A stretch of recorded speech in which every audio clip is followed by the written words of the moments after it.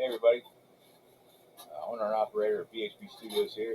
I made a video previously, but the video machine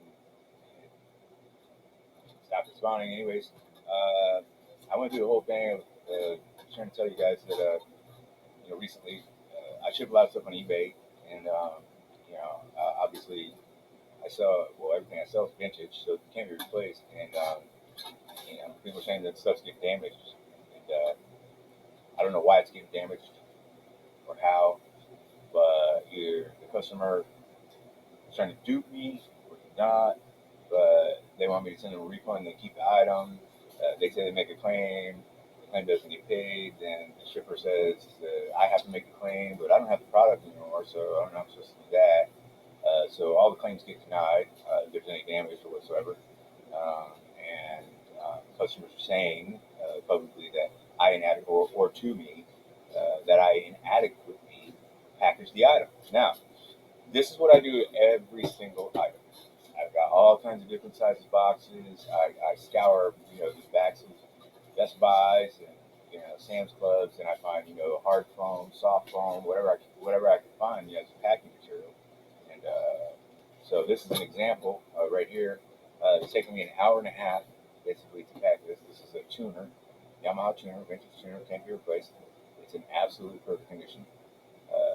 What I do, because it's mostly vintage electronic equipment, is I take styrofoam noodles that's actually used for insulating pipe, and I put the noodle across the controls in the front and the back, and I shrink wrap that, and so that way nothing can hit the controls inside the box. Then I measure the inside of the box, and because the unit is smaller than the box, I measure the inside of the box, and I cut foam with the corner like this, and I cut foam to match the interior of the box, and then I attach that to the actual unit, and I shrink wrap that.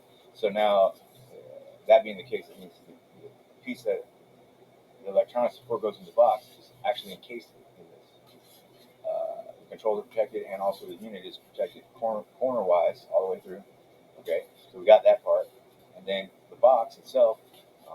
Say it's an empty box, and the bottom's just taped up. And then I take the cardboard off of the TV box. The TVs get shipped in big boxes, and the cardboard that's on a TV on a TV box is really thick. And so I have a box over there. It's mega size. It's really thick cardboard.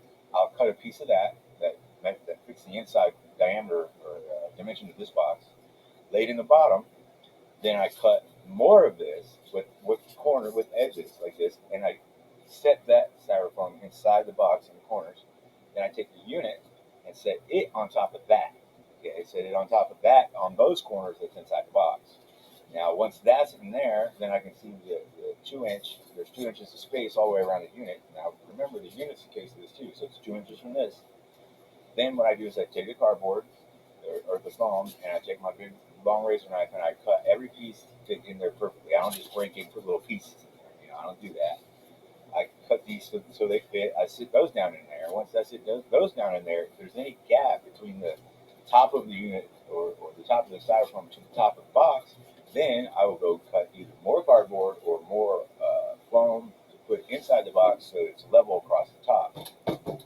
So it's cocoon. So this thing is actually the unit is literally suspended um, in a cocoon of styrofoam. Styrofoam. Okay.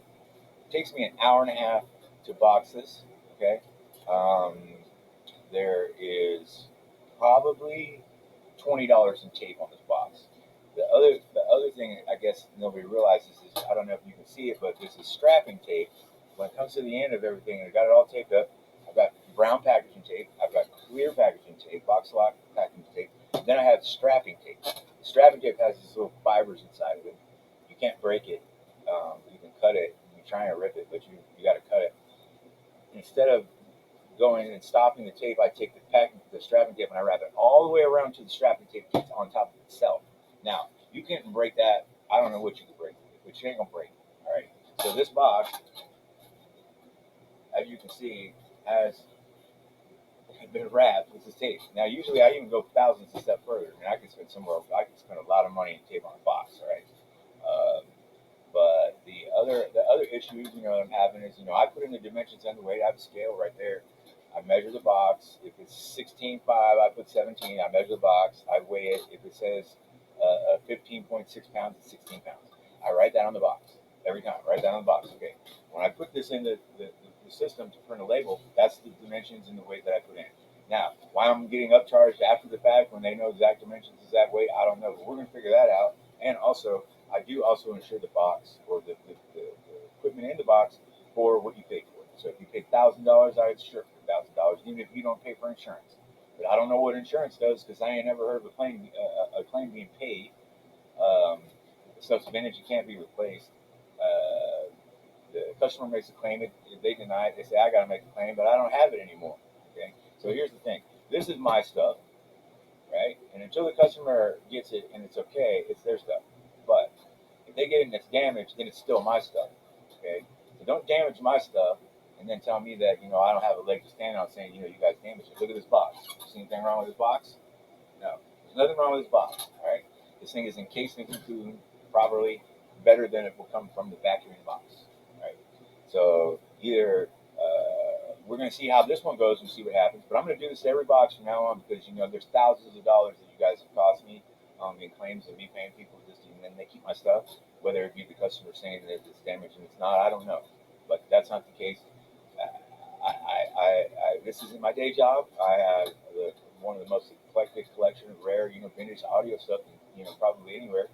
There's lots of guys like me that have the same stuff. Um, so I don't want this damaged because it's mine. I don't want to get it back damaged because then what am I going to do with it? What's the customer going to do with it if it's damaged and they're not happy? I want everybody to be happy. I want everybody to turn the stereo on and just shake the shingles off. That's what VHB Studios has been about this whole thing. I don't know how I got all this stuff, but it's here, and I have to pay it forward to other people so they can listen to it. I make sure everything works, everything's serviced. It's exactly as I described, and I'll be a little more cognizant, taking pictures of little scratches and stuff like that, just in case you guys say, "Well, you told me about the scratch." Okay, well, I'm very sorry, but there's a lot. There's a lot going on. Anyways, I just want to document this process. That way, going forward, there'll be pictures included in this video. Yeah, don't tell me that I inadequately packed anything, because I don't. I spent an hour and a half on this box. Okay, it's not. This box is costing me $30. That's without shipping. So please, everybody, I'm not gonna be mad and be cool about it. This just to document the fact that I take care of this stuff before I send it to you. Why wouldn't I? It's mine. It's mine. Okay, it's mine until you get it, until you accept it, until you say it's great and it's great and it's rad.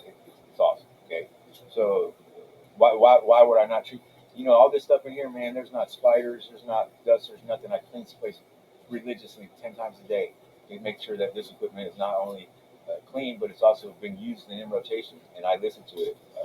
And if there's anything wrong with it, it goes out of rotation and goes to the shop. I fix it. So I do. I save it. I save it from going to a dumpster. You say, "Oh, you get stuff out of a dumpster." No, I don't. I don't. And if I did get stuff out of a dumpster, I guarantee you, I'm gonna bring that back to life, and we're gonna listen to it. So, anyways, thank you for watching me rant and rave on the VHB Studios, whatever. I had to make a carousel and stuff just to make it a little more easier on me, man, because I've been killing myself trying to make this stuff get to you. So, thank you very much for watching. I appreciate it. Like I said, I ain't mad at you. The shipping companies better step up to the plate because it's not cool. Thank you.